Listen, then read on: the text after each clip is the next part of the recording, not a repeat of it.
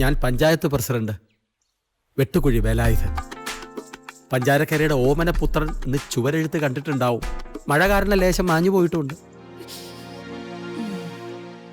എനിക്കെന്നും പ്രിയപ്പെട്ടവനായിരുന്നു കുമാരൻ. കുമാരന്റെ ഈ അകാല വിയോഗത്തിൽ ഞാൻ എൻ്റെ അകൈത്തവമായ ദുഃഖം രേഖപ്പെടുത്തുന്നു.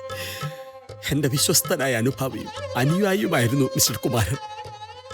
മരണമെന്ന പ്രതിഭാസത്തെക്കുറിച്ച് പല മഹാരഥന്മാർ പലതും പറഞ്ഞിട്ടുണ്ടെങ്കിലും മരിക്കുന്നവനെ സംബന്ധിച്ച് മരണത്തിന് ഒറ്റ അർത്ഥമേ ഉള്ളൂ: ആത്മാവ് ശരീരത്തിൽ നിന്നും വേർപെട്ട് പോകുന്നു.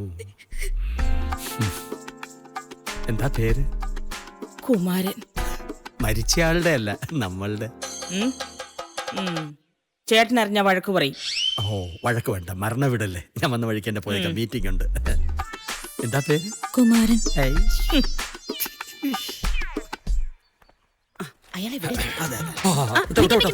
പോകാൻ വരട്ടെ. താൻ എന്താ എന്നെ കുറിച്ച് വിചാരിച്ചത്? ഒന്നും വിചാരിച്ചിട്ടില്ല.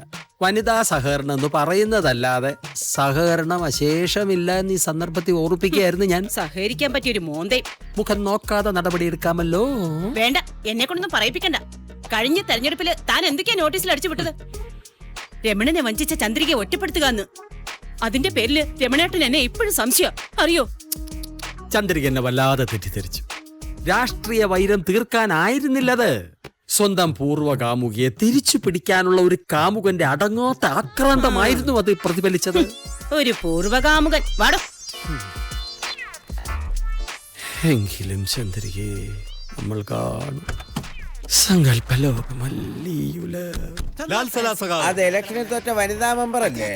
മണ്ണോടിച്ചപ്പോ മനസ്സിലായി. അതെ, ആ ചത്തവന്റെ ഭാര്യയുടെ പേര്? ചത്തവന്റെ പേര് കുമാരൻ. അപ്പൊ കുമാരന്റെ സ്ത്രീലിംഗം കുമാരി. ആ കിട്ടി സൗമിനി.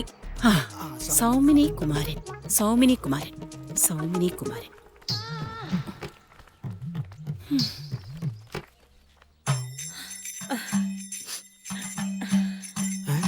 ചത്തവന് കുട്ടിയുണ്ടാവും. ചത്തോന് കുട്ടികളുണ്ടാവില്ല, ചവണയ്ക്ക് മുമ്പുണ്ടായിണ്ടാവും. അതെ അതെ, അതിന് സംശയമില്ല.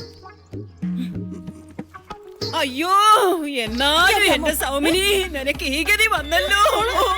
എനിക്കിത് സഹിക്കാൻ വയ്യേ. നിന്റെ കുമാരൻ എന്തിനീ പണി ചെയ്തു? എന്നാലും അവനൊന്ന് ഓർക്കായിരുന്നു. ഒരു കൊച്ചുണ്ടെന്ന കാര്യമെങ്കിലും. അയ്യോ,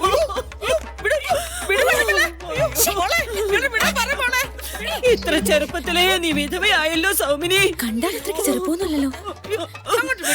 നിങ്ങൾ എന്താ പെപ്പറിനകത്ത് ഈ കാണിക്കുന്നേ? എന്റെ ഭർത്താവ് ചത്തിട്ടൊന്നുമില്ല. 12 മണി പോലെ പുറത്ത് നടക്കുന്ന കണ്ടില്ലേ? അപ്പൊ സൗമിനി? ആ, സൗമിനിയാ. ഇതാ സൗമിനി. മെമ്പർക്ക് ആള് മാറിപ്പോയിടാ.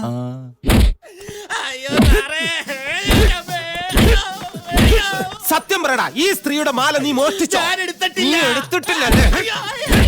എന്താടാ നിങ്ങൾ കള്ളന്മാരെല്ലാം കാണാപ്പാടം പഠിച്ചു വെച്ചിരിക്കുന്നത്? എടുത്തിട്ടില്ല, കണ്ടിട്ടില്ല. ഒരു ചേഞ്ചിലെങ്കിലും മാറ്റി പറയടാ. ഞങ്ങളുടെ നിഘണ്ടുവിലില്ല സാർ അത്. നിന്റെ നിഘണ്ടു ഇന്ന് ഞാൻ കീറും. സത്യം പറ, ഇവൻ നിങ്ങളുടെ മാല മോഷ്ടിച്ചു എന്നുള്ളത് ശരിക്കും സത്യമാണോ? സത്യമാണോ സാറേ? ശരി, എങ്കിൽ സംഭവം ഒന്ന് ശരിക്കും വിശദീകരിച്ചേ.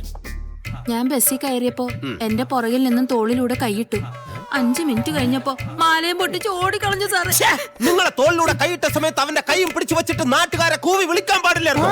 അതിന് ഞാൻ അറിഞ്ഞു സാറേ, തോളി കൈയിട്ടത് മാല പൊട്ടിക്കാനാണ്.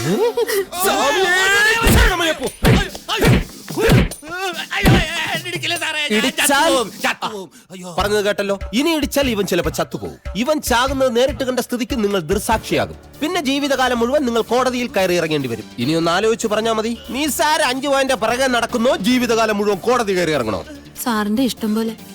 അങ്ങനെയാണെങ്കിൽ ഒരു കാര്യം ചെയ്യൂ, ഈ കേസ് വിഡ്രോ ചെയ്തേക്കൂ. ഇവന്റെ കാര്യം ഞാൻ നോക്കിക്കോളാം. ഒരു 100 രൂപ ഫൈൻ ഉണ്ട്. ഞാൻ പരാതിക്കാരിയല്ലേ? പരാതിക്കാരിയാണെങ്കിലും പരിസരക്കാരിയാണെങ്കിലും 100 രൂപ ഫൈൻ ഉണ്ട്.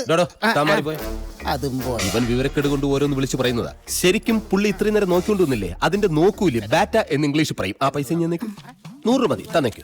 അപ്പൊ ഇനി കേസിന്റെ പ്രശ്നമൊന്നുമില്ലല്ലോ. എന്നാ കുട്ടിപ്പൊക്കോളൂ. നീ സാർ 5 പോകാനല്ലേ, അത് നാളെ ആയാലും ഉണ്ടാക്കുന്നുള്ളൂ. ഈ പാവത്തിനെ പറഞ്ഞു വിട്ടേക്കട്ടെ. അതിന് പറട്ടെ, എനിക്ക് ഇവനെ കൊണ്ട് ചില ആവശ്യങ്ങളുണ്ട്. അത് ഞാൻ വീട്ടിലെത്തിച്ചോളാം സാർ. അതല്ല, എടാ ഈ മാലയുടെ ഷെയർ ഇല്ലേ? അത് ഞാൻ പണയം വെച്ചേക്കല്ലേ, എടുക്കട്ടെ. എന്നാ താൻ പോക്കോ. ശരി സാർ. ആ പിന്നെ ഞാനിപ്പോ തന്നെ പറഞ്ഞു വിടുന്ന എന്തിനാണെന്ന് എന്നെ അറിയാം. മോഷ്ടിക്കാൻ അതിനല്ല, തനിക്ക് മരിച്ചുപോയ കാട്ടിപ്പറമ്പിൽ കുമാരനെ അറിയോ? ഓ അറിയാം സാർ, അവൻ മരിച്ചുപോയില്ലേ? അത് തന്നെയാടാ പ്രശ്നം.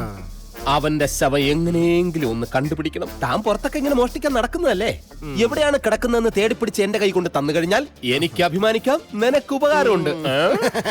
സാറേ അങ്ങനെയാണെങ്കിൽ സാറിന്റെ യൂണിഫോം ഒന്ന് എനിക്ക് കടം തരൂ. അതെന്തിനാ? അതായത് ഒരു പോലീസുകാരന് കള്ളനാവണമെങ്കിൽ യൂണിഫോമിന്റെ ആവശ്യമില്ല, പക്ഷേ ഒരു കള്ളന് പോലീസുകാരനാവണമെങ്കിൽ യൂണിഫോം കൂടിയേ തീരൂ സാർ. അണ്ടർസ്റ്റാൻഡ്? നിനക്ക് യൂണിഫോം വേണോ? വേണ്ട സാർ, ഞാൻ മഫ്തി കണ്ടുപിടിച്ചോളാം. എന്നാ കേട്ടോ. സർ, എന്താ? കുമാരന്റെ ശവം കണ്ടുപിടിക്കുന്ന കാര്യം എന്തായി? സത്യം പറഞ്ഞ രാവിലെ മുതൽ ഞാൻ കണ്ടുപിടിക്കാൻ തുടങ്ങിയതാ, ഇതുവരെ കിട്ടിയിട്ടില്ല. എത്രയും പെട്ടെന്ന് വേണം സർ. എത്രയും പെട്ടെന്ന് വേണമെങ്കിൽ ഈ ശവം ഇരിക്കുന്ന സ്ഥലം പറ, ഞാൻ പോയി എടുത്തോണ്ട് വരാം. അതുമല്ലെങ്കിൽ വല്ല സൂപ്പർ മാർക്കറ്റിൽ കിട്ടുമെങ്കിൽ അത് പറ, ഞാൻ പോയി വാങ്ങിച്ചുകൊണ്ട് തരാം. ഇട എന്റെ അവസ്ഥ മനസ്സിലാക്ക്. ഈ വിഷയം ഇത്ര ലഘുവായിട്ട് കാണരുത്. ഇടോ തനിക്കറിയോ, ഈ സ്റ്റേഷനിൽ ആകെ 2 പേരേ ഉള്ളൂ. രാത്രിയിൽ ഒരാളെ ഉള്ളൂ ഡ്യൂട്ടിക്ക്. എങ്ങോട്ടെങ്കിലും നമുക്ക് അത്യാവശ്യത്തിന് പുറത്തോട്ട് പോകണമെങ്കിൽ ഈ സ്റ്റേഷൻ പൂട്ടിയിട്ടിട്ട് വേണം പോകാൻ.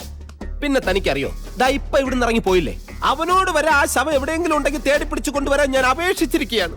ഇപ്പൊ ഇറങ്ങിപ്പോയവൻ കള്ളനല്ലേ? തെണ്ടിത്തരം പറയരുത്. കള്ളനോ? ഇടോ അവൻ മുമ്പ് പോലീസിലായിരുന്നു, ഇപ്പൊ രാജിവെച്ച കള്ളനായതല്ലേ. അതൊന്നും ഞങ്ങളുടെ വിഷയമല്ല. എത്രയും പെട്ടെന്ന് ബോഡി കണ്ടുപിടിക്കണം. പിന്നെ എന്തിനായി തൊപ്പിയും തലയെ വെച്ചോണ്ട് നടക്കുന്നത്? ഇപ്പൊ എനിക്ക് മനസ്സിലായി, തനിക്ക് ഏതോ രാഷ്ട്രീയത്തിന്റെ പിൻബലമുണ്ട്. പറ, പഞ്ചായത്ത് പ്രസിഡന്റ് അല്ലേ, ജില്ലാ കമ്മിറ്റി അല്ലേ, കളക്ടർ അല്ലേ? പറയാതെ ഞാൻ ഈ വിടില്ല. ഒരു കാര്യത്തിന് എനിക്ക് ആരുടെയും പിൻബലം ആവശ്യമില്ല. തനിക്ക് തന്റെ ജോലി ചെയ്യാൻ പറ്റിയില്ലെങ്കിൽ രാജിവെച്ചിട്ട് ഇപ്പൊ ഇറങ്ങിപ്പോയവനെ പോലെ അവന്റെ ജോലി ചെയ്യണം. ഇതൊക്കെ പറയാൻ സാറാരാ? ആരാണെന്ന് തനിക്ക് അറിയണോ? സാർ ആരാന്ന് പറഞ്ഞില്ല. ഞാൻ ആരാണെന്ന് തനിക്ക് അറിഞ്ഞേ പറ്റൂ. ശരി. സാർ ആരാണെന്ന് പറഞ്ഞോ? ആരാ? പോയി കണ്ടുപിടിച്ചോളാൻ. എന്റെ ബലമായ സംശയം ആഭ്യന്തരമന്ത്രിയുടെ ആരോ ആണ്. കറക്റ്റ്. ഇല്ലെങ്കിൽ അവൻ കേറി വന്ന് പരസ്യമായിട്ട് എന്നെ തള്ളക്കി വിളിച്ചിട്ട് പോടെ. ആരായാലും എനിക്കൊരു പ്രശ്നമല്ല, എനിക്കൊരു പേടിയില്ല. ഇനി വല്ല മന്ത്രിപുത്രനോ മറ്റോ ആണോ? എനിക്ക് ജീവിക്കാൻ കൈയും കാലം വേണം.